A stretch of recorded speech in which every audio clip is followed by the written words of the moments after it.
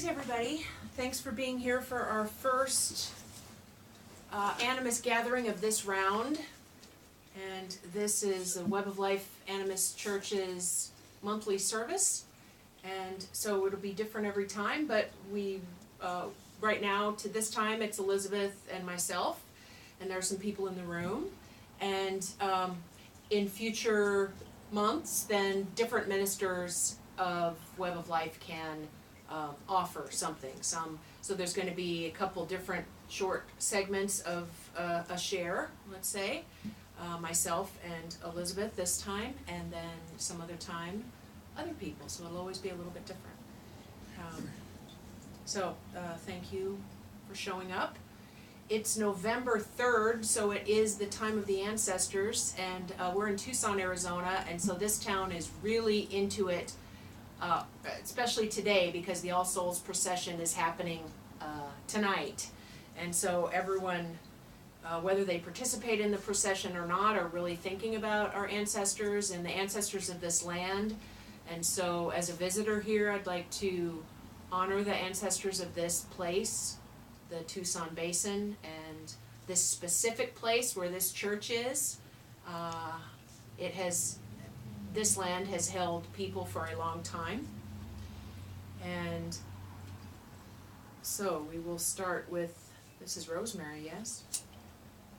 A little bit of rosemary. Rosemary is nice. It blooms in the desert, in the winter. So as it gets colder, may we still bloom.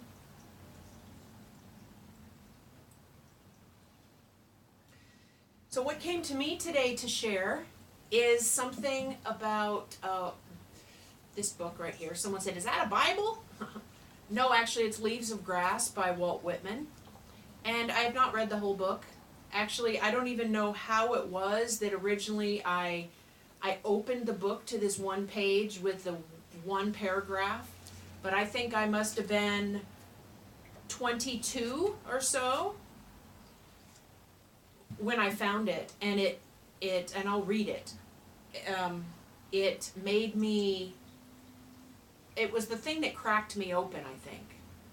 This was before any of this life that I've created here has started yet, and I was definitely still in the Muggle world and miserable, and I didn't know a way out, but I found this quote, and it somehow lodged in my brain and my heart, and it started working on me. And so if you don't know much about Walt Whitman, you should look him up. He was he's a white guy in his time, so who knows about him in certain ways, like as a man or as a white man. But as a writer and as an artist, and who he loved, he was definitely an outlier, and so this part is called Song of Myself. And then I'm going to drum a little bit. So when you hear this, and he uses the word God, but even then when I read it, I knew he meant something else, because I was starting to feel this energy in my life, and I wanted more of it. So my intent on sharing this is that it might spark in you or help you remember what were the times, the experiences, the paragraphs, the statements that started to crack you open and help you remember, that led you now, and maybe it's right now, I don't know, but if there have whatever those things are, that we can really feel gratitude for them, because our process is always many, many, many steps along the way, and we always have to have that one thing that makes our sleeping system go, wow, yeah. So here's this. My eyes are much older than they were when I first read it, so we'll see how this goes. Why should I wish to see God better than this day? I see something of God each hour of the 24, and each moment then. In the faces of men and women I see God, and in my own face in the glass. I find letters from God dropped in the street, and every one is signed by God's name. And I leave them where they are, for I know that wheresoever I go, others will punctually come forever and ever.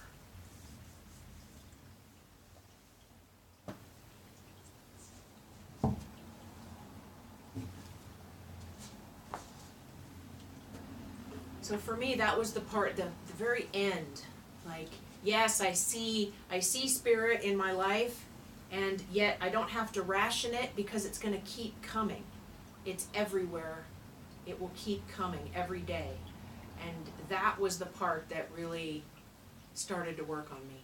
So while I'm drumming, just for a few minutes, maybe you could travel in time and in your life to find some of those moments that made an impression on you, that have led you to where you are on your path right now.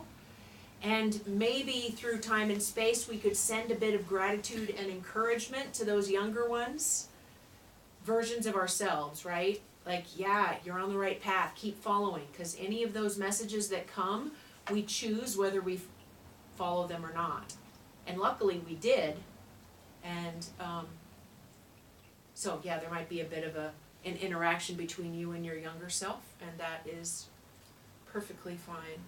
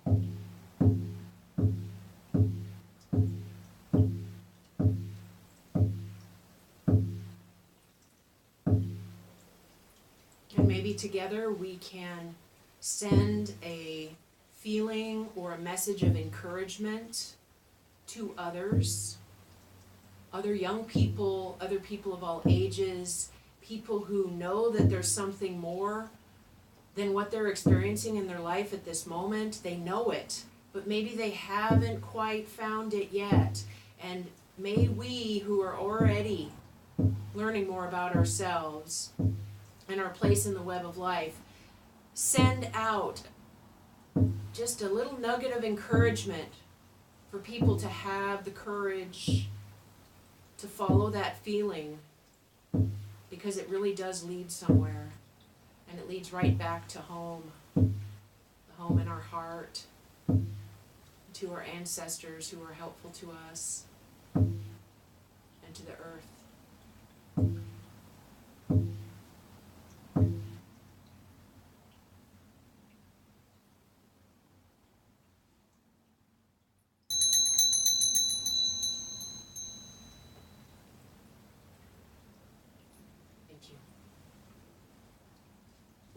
Hi everyone, I'm Elisabeth, and I want to say thank you for being here today, and for all of your wonderful radiance that I'm feeling. And as Quinn mentioned, today is a special day in Tucson, and many people are gathering right now, having their faces painted, and tuning in to those that have passed into the other world, and spirit beings, and honoring them. And later I will be doing that as well.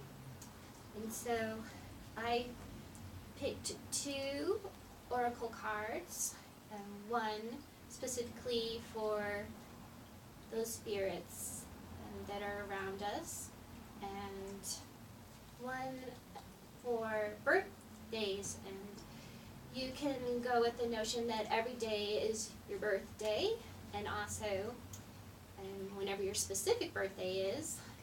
We in this group have a lot of birthdays this month of November, including my own. And mine.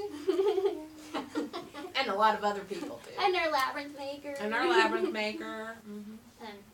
So I picked another card for that too. So the first one is called I Walk in Peace. And these cards are coming from the Gratitude Cards, Julia Cameron. And they're the outsides of them have all kinds of flowers on them, and they're just incredibly beautiful. I picked I Walk in Peace because tonight we're doing procession, and it is a very peaceful and moving experience. It's at night, there's lights on the people and around, but not like brightly lit, so it has that mystery and solemnness to it. And it's like a kind of quiet that is like within yourself, a meditative type of quiet, but at the same time there's drumming and there's dancing, and some people are singing going on. So I thought this card was perfect. And what it says is, adversity melts away as I remember the spiritual reality underlying all things. I claim my right to divine comfort, divine harmony. I release all apparent discord into the healing care of the universe, trusting completely in the larger good that is unfolding. And I thought that ending part was really meaningful for all of us, for what's going on in our climate now and in our political climate as well. The other card I picked in honor of each day being a birthday is called A River of Goodness. And I can't think of anything more special than surrounding yourself in a river. Especially we're in the desert, and water is so precious to us. So this is going out to many people, all of us. When I am lonely and overwhelmed, I remind myself I am partnered by a loving universe. I turn my attention inward, seeking a state of calm. I listen both within and without for promptings, signs, signals, and communications that ease my soul and allow it to act wisely and decisively. And Quinn and I didn't look at each other's sharings for today, but I think this card goes along perfectly with what she read for Walt Whitman, and kind of sums it up in different words, but the same meanings. And now I would like to send out Reiki for each person in this room and to all of those that are watching, and for tonight, for people that are grieving, and those that do feel lonely and their hearts are heavy. And I would like that Reiki to surround each person and be there when you need it, and calming, loving influence. So go ahead and just close your eyes and allow that Reiki to surround you and just swirl all around you.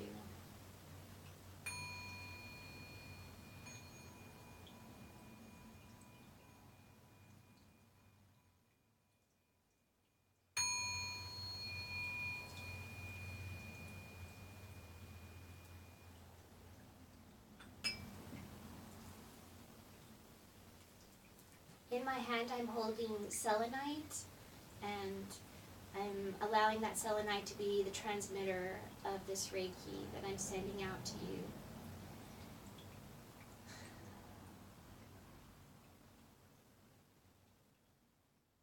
I'm seeing like beautiful flowers, lotus flowers, probably because I mentioned peace and calm. And as those flowers float along that river, out, swirling out to you, because today is your birthday, no matter what day it is, it's still your birthday, you woke up today. And it's birthday for those that passed to the other world as well. Different kind of birthday for them. Know that you are loved, you are not alone. You are being shown signs, and if you aren't seeing those signs, ask that they become more clear for you, and trust that whatever's happening is for your highest good, and it is all leading to peace and joy and great openings for you.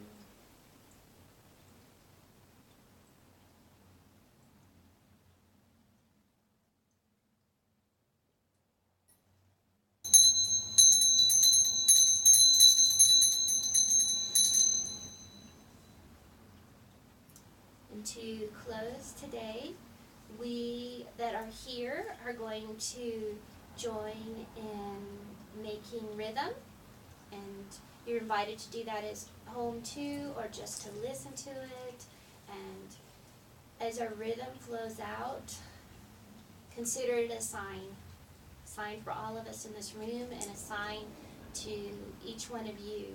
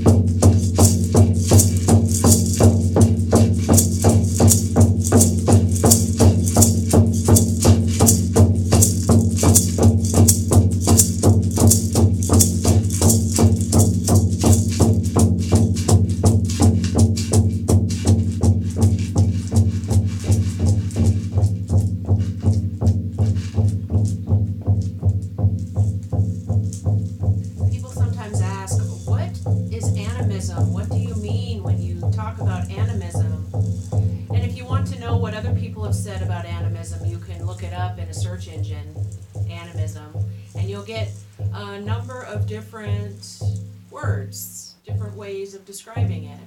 But simply how we are using this word is that there is a sacred web of life that we are all a part of, and that we're all equal threads in that web. And all the non-human people, we are human people, and there's all these other peoples here with us. So the rock people, the different tribes of animal people, the water people, the mountain people, the cloud people, and we're here together, and that we're all in various forms of communication, potentially and actually, all the time. And so that's what we mean. And more often, we will use those words and someone will say, oh, that sounds like what I think, or that sounds like me. Good. So it belongs to everyone, and that we all may certainly have star heritage, but we are actually earth people. So thank you for showing up, and this is what you can see probably is a backdrop that we made for an event. It shows up a little differently each time we do it. It's called Ravenous, and it's where Elisabeth, myself, and one other woman named Dee, and maybe more people over time, are in full regalia of our bird ally, so raven, vulture, and owl. And that we do healing work from the bird's energy for people, and we're doing that mid-month on the 16th of November here at Web of Life in Tucson. And so we wanted to have this behind us. And for anyone who's watching, we're in Tucson on Broadway and Campbell. And then the website is Web of Life Animist. We are using the word animism now. We've kind of moved a lot from the shamanic realm into the animism realm so that it's really accessible to all folks. And we also have a meetup group and a Facebook page, all of that. But thank you for coming. Thanks for being here. And look forward to next time. You too, everyone. Bye. Bye.